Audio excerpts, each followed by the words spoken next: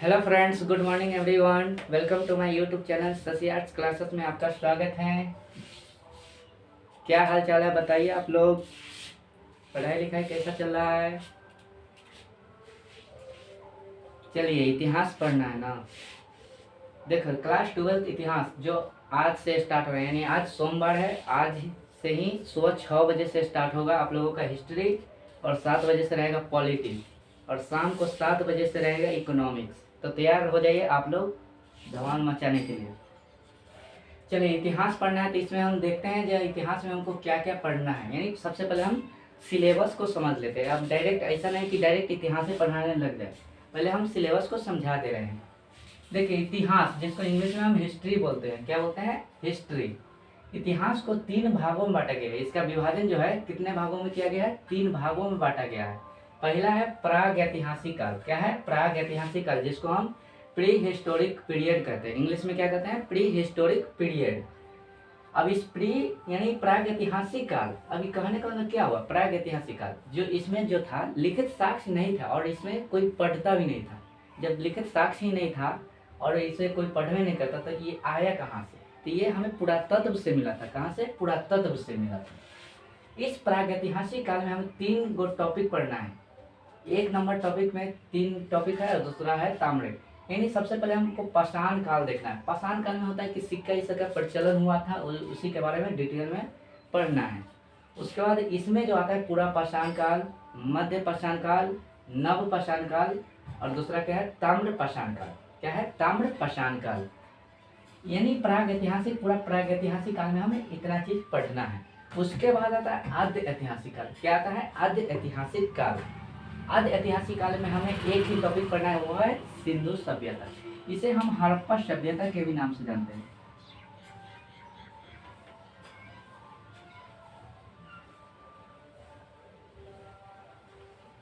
किस नाम से जानते हैं? हड़प्पा सभ्यता, यानी इसका दूसरा नाम है, हड़प्पा सभ्यता के नाम से जानते हैं। तो हमें आद्य ऐतिहासिक काल आद्य ऐतिहासिक काल कहने का मतलब इसमें लिखित साक्ष्य तो था, लेकिन इसको पढ़ नहीं सका। इसमें न लिखित साक्ष्य था और ना ही इसको कोई पढ़ सकता था, बल्कि इसमें आया लिखित साक्ष्य आया, लेकिन इसे कोई पढ़ नहीं सका। तो इतना हम समझ गए सिलेबस। यानी हमको प्राग ऐतिहासिक काल में इतना पढ़ना है, आद्य ऐतिहासिक काल में इतना चीज पढ़ना है। ठीक। अब देखिए, सबसे ज्यादा समय लेगा तो यह लेगा, यानी ऐतिहासिक काल। ऐतिहासिक काल में क्या क्या आता है? यानी ऐतिहासिक काल को इंग्लिश में हम हिस्टोरिकल पीरियड बोलते हैं। पीरियड, PER लिखा है, शॉर्ट में हम लिख दिया है। इधर पूरा नाम लिख दे पीरियड। पीरियड को हम काल कहते हैं। क्या कहते हैं? काल। यानी कौन सा पीरियड चल रहा है सो। देखिए, ऐतिहासिक काल जिसको हिस्टोरिकल पीरियड बोलते हैं, इस ऐतिहासिक काल में जो बांटा गया था, इसमें लिखित साक्ष्य भी था और इसे लोग पढ़ने भी लगे थे, यानी पढ़ते भी थे। इस ऐतिहासिक काल में हमें पढ़ना है प्राचीन काल, मध्यकाल और आधुनिक काल। क्या क्या पढ़ना है? प्राचीन काल, मध्यकाल, आधुनिक काल। और ये जो आता है विश्व इतिहास, ये इंटर के बच्चे के लिए नहीं है। ये इंटर में नहीं, इससे एक भी सवाल नहीं आता है। ये मैक्सिमम 10th और 9th और 10th में ये सब पूछता है। तो आपको इस पर ज़्यादा दिमाग लगाने की जरूरत नहीं है। सिलेबस समझ गए। अब देखते हैं इतिहास। यानी इतिहास कहते किसको है? इतिहास, देखो, इतिहास कहते किसको है? इतिहास किसे कहते हैं? सबसे पहले इसे परिभाषा पूछता नहीं, लेकिन हम बता दे रहे हैं। इतिहास यानी इसका संधि विच्छेद करें तो क्या होगा? इति जोड़ हास। क्या होगा? इति जोड़ हास। इति कहने का मतलब ऐसा। क्या होगा? ऐसा। और हास कहने का मतलब घटित, यानी ऐसा घटना जो हम, यानी अतीत में जो घट चुका है घटना, उसी चीज को हम अभी अध्ययन करते हैं, वर्तमान में अध्ययन करते हैं, वो क्या कहलाता है? इतिहास कहलाता है। यानी सीधा सीधी इसका परिभाषा अगर लिखना चाहो तो लिख देना, अतीत का अध्ययन क्या कहलाता है? अतीत का अध्ययन, अतीत का अध्ययन क्या कहलाता है? तो अतीत का अध्ययन हमको इतिहास, सॉरी, अतीत का अध्ययन इतिहास कहलाता है। अब देखो, इतिहास यह एक पुस्तक, यानी यह एक पुस्तक है, तो इस पुस्तक के लेखक तो जरूर होगा, यानी इसके जनक कौन हो जाएंगे? अतीत का जनक कौन हो जाएंगे? अतीत का जनक, यानी अतीत का जनक आपका हेरोडोटस हो जाएंगे। कौन हो जाएंगे? हेरोडोटस। हेरोडोटस। अतीत का अध्ययन क्या कहलाता है? हेरोडोटस। इस हेरोडोटस की एक पुस्तक, इन्होंने एक पुस्तक लिखा था जिसका नाम क्या है? इनकी एक पुस्तक है, इनकी एक पुस्तक है जिसका नाम हिस्टोरिका है। हिंदी में लिख देता है, मतलब हम कहेंगे आधा हिंदी आधा इंग्लिश करना है। हिस्टोरिका, हिस्टोरिका क्या है? इनकी पुस्तक का नाम हिस्टोरिका है। ये था आपका बेसिक कॉन्सेप्ट। अब आते हैं हम क्या? प्रागैतिहासिक काल, यानी शुरू से हम इसका अध्ययन करते हैं, पाषाण काल से अध्ययन करते हैं। आप लोग इसका स्क्रीनशॉट लेना चाहेंगे या उतारना चाहेंगे तो उतार सकते हैं। आगे 2 मिनट में हम बता रहे हैं, थोड़ी देर में आप लोग उतार लीजिए, थोड़ा हम साइड हट जाते हैं।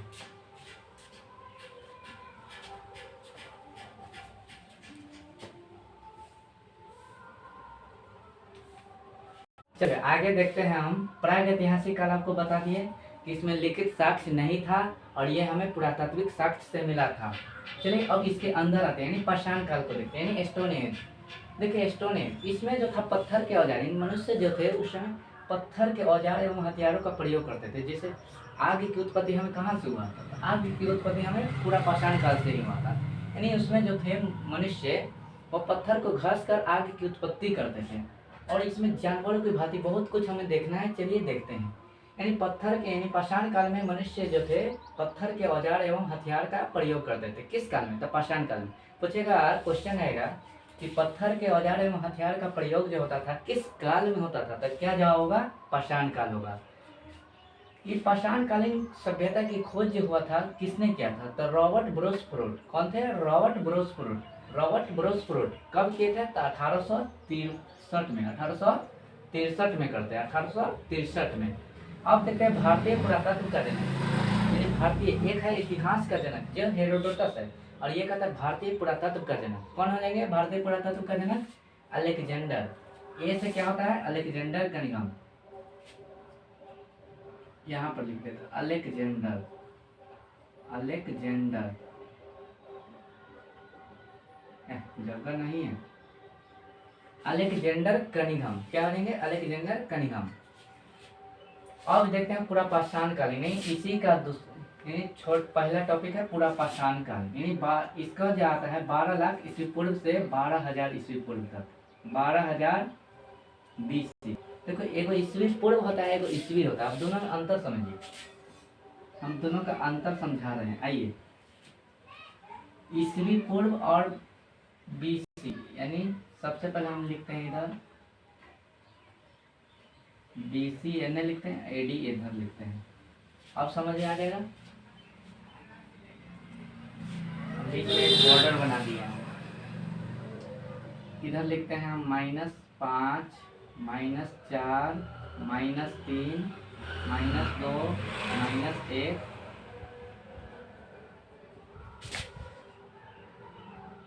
नहीं इतना ठीक है। और इधर लिखते हैं हम प्लस, यानी प्लस नहीं रहेगा तो चलेगा। 1 2 3 4 5 5। समझ गए? देखो ये जो था बॉर्डर, इसके इधर वाला भाग BC कहलाएगा और इधर वाला भाग AD कहलाएगा। यानी इस बीच में होता है किसका जन्म? ईसा मसीह का जन्म होता है। किसका? ईसा मसीह का जन्म होता है। ईसा मसीह के जन्म के पहले वाला जो होगा वो BC में आएगा और इसके बाद वाला AD में। इतना चीज समझ गए? तो आगे हम बताते हैं।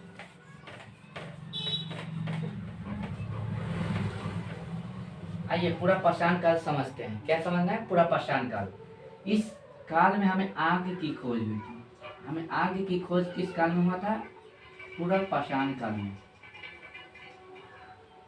आग की खोज हमें किस काल में हुआ था? तब पूरा पाषाण काल में हुआ था और इसी काल में हमें आदि मानव की उत्पत्ति, आदि मानव की उत्पत्ति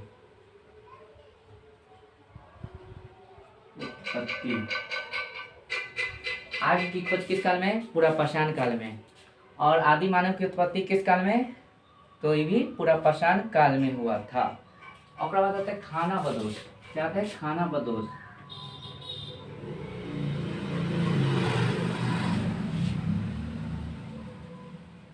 खाना बदोश। देखो खाना बदोश कहने का मतलब कि मनुष्य जो थे जानवरों की भांति रहते थे, क्योंकि उस समय न घर था न कुछ भी था, तो रहते कहाँ, जंगल में रहते, खाते पीते हुला करके मर जाते। यानी खाना बदोश। खाना बदोश कहने का मतलब इसमें मनुष्य जो थे, मनुष्य जानवरों की भांति, जानवरों की भांति, मनुष्य जो थे जानवरों की भांति खाना खाते थे। जानवरों की भांति खाना खाते थे, यहाँ तक कि कच्चे सब खाते थे, जानवर को पकड़कर शिकार, अपना शिकार जानवरों पर करते थे। एक दिन ऐसा हुआ कि उस जंगल में आग लग गया। अब आग की उत्पत्ति तो हो में नहीं किया था, तो आग लगा कैसे, तो ये समझिए, इधर समझिए। आग जो होता था पहले पत्थर को रगड़ने, यानी जैसे हम हाथ को रगड़ते हैं तो गर्म होता है ना, उसी तरह से पत्थर को अब घसेगा तो उसमें से आग की तिल्ली दिखाई देता है। तो उसी तरह से एक किसी कारणवश जंगल में आग लग गया, तो उसमें कुछ जानवर जल के मर गए। जब मनुष्य जो थे उस जानवर को खाए तो उसको कुछ टेस्टी लगा, उसके बाद से बहुत सारा होने लगा। तो ये था पूरा पाषाण काल में इतना चीज। अब देखते हैं मध्य पाषाण काल में क्या था। मध्य पाषाण काल,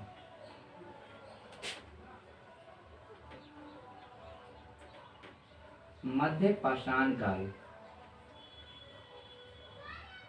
मध्य पाषाण काल, ठीक है ना। मध्य पाषाण काल जगह है कि ना, इतना में हो जाएगा, तीनों हटा देंगे, एगो इधर एगो इधर, यानी मध्य पाषाण काल हमें देखना है। इसमें जो था मनुष्य जो थे,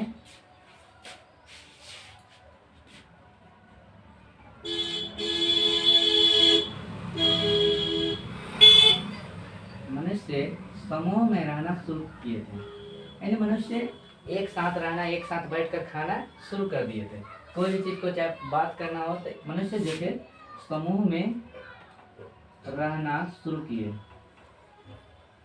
रहना शुरू किए, मनुष्य समूह में रहना शुरू किए। और इसी में हमको, मतलब हमको नहीं, मनुष्य के साथ साथ देखो, मनुष्य जो थे समूह में रहना शुरू किए।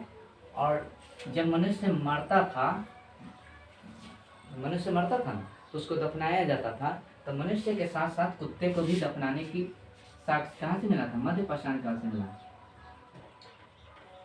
मनुष्य को, मनुष्य के साथ, मनुष्य के साथ कुत्ते को,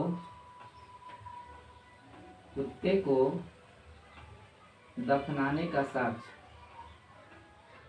दफनाने का साक्ष्य कहाँ से मिला है। मैंने मनुष्य के साथ कुत्ते को दफनाने का साक्ष्य कहाँ से मिला था, तो मध्य पाषाण काल से। कहाँ से मिला है, मध्य पाषाण काल से मिला। चलिए इतना नोट करिए, तो इसके आगे हम नव पाषाण काल और ताम्र पाषाण काल अभी बता देते हैं।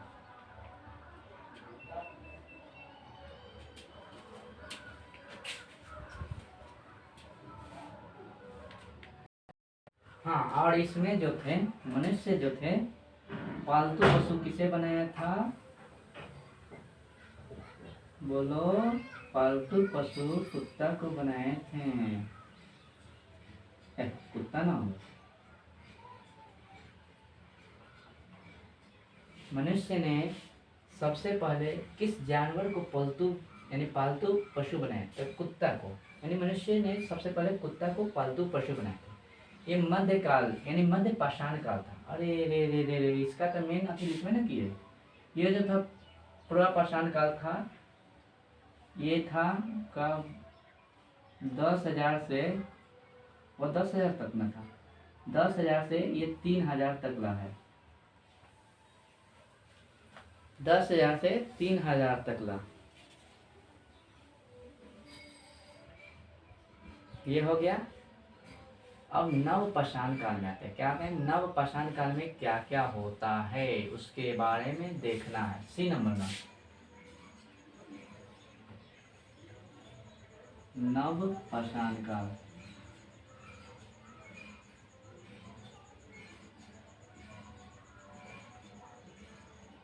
ये कितना तक था, नवपाषाण काल कितना तक था?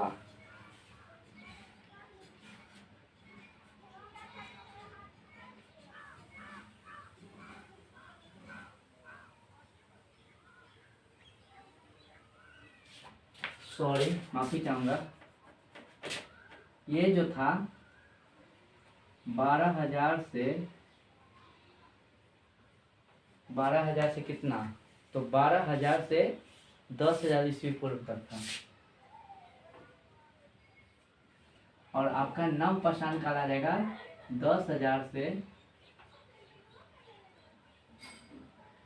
3,000 ईस्वी पूर्व। 10,000 से 3,000 ईस्वी पूर्व तक था। इस काल में हमें क्या क्या हुआ, तो मानव जो थे अस्थायी निवास बना दिए थे। मानव ने अस्थायी निवास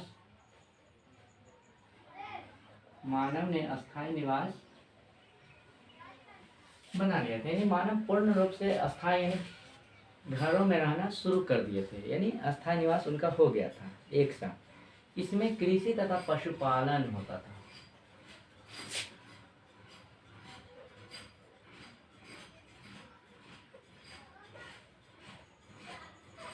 मनुष्य क्या करते थे, तो कृषि तथा पशुपालन, यानी इसमें कृषि तथा पशुपालन करते थे। देखो इसमें कंफ्यूजन आता, बहुत आदमी टिक लगा देते कि किसी का मनुष्य का मुख्य व्यवसाय क्या था उस समय, तो लगा देता कृषि तथा पशुपालन, बल्कि ऐसा नहीं है। उनका मुख्य व्यवसाय जो था, मुख्य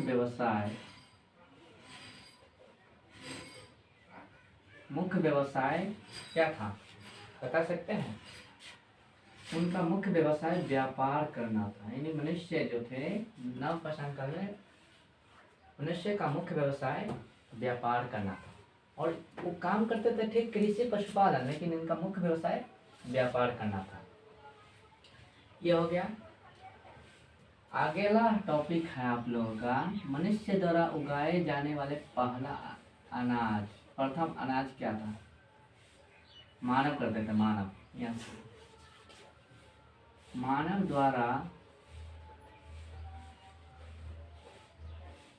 द्वारा उगाए जाने वाले पहला अनाज,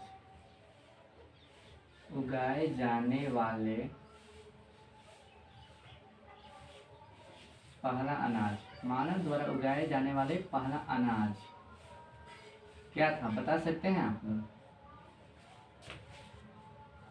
मानव द्वारा उगाए जाने वाले पहला अनाज क्या था?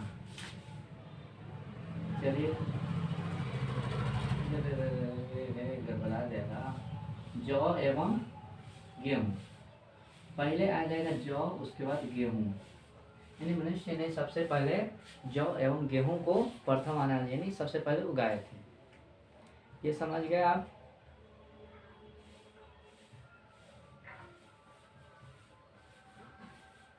तो नवपाषाण काल का टॉपिक समाप्त होता है। दूसरा आता है ताम्रपाषाण काल। लो इस टीवी खत्म हो जाएगा। ताम्रपाषाण काल।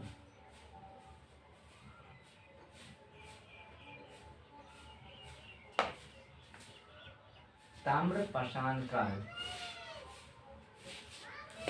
ये रहता है कितना से कितना, तो ताम्रपाषाण काल पता नहीं, देख सकते हैं।